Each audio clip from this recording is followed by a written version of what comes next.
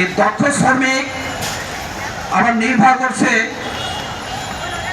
তারা কতখানি সুযোগ সুবিধা পাচ্ছে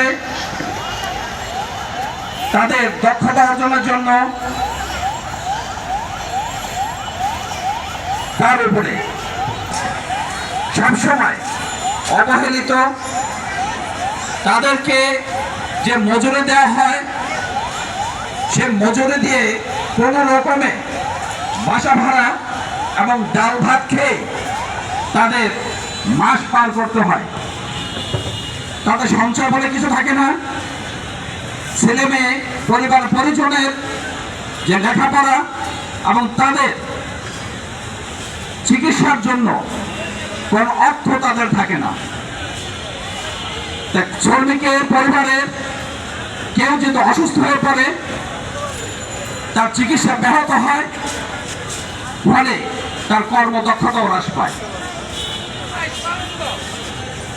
আজকের এই শ্রমিকদের যে কর্মপরিবেশ সেটা অত্যন্ত ঝুঁকিপূর্ণ।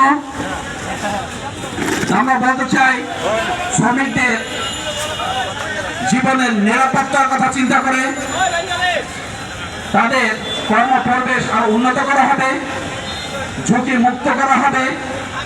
তাদের জন্য রেশনিং এর ব্যবস্থা করা হোক, তাদের বীমার ব্যবস্থা করা হোক, তাদের চিকিৎসা বীমার ব্যবস্থা করা হোক, যাতে তারা স্বল্প খরচে তারা চিকিৎসা গ্রহণ করতে পারে, যাতে তারা অসুস্থ হয়ে পড়লে বা কর্মক্ষমতা হারিয়ে ফেললে যাতে তারা বীমা থেকে প্রাপ্ত অর্থ দ্বারা বাকি জীবন যাতে তারা চলতে পারে পরিবার পরিজন নিয়ে, সেই ব্যবস্থা করা অত্যন্ত জরুরি।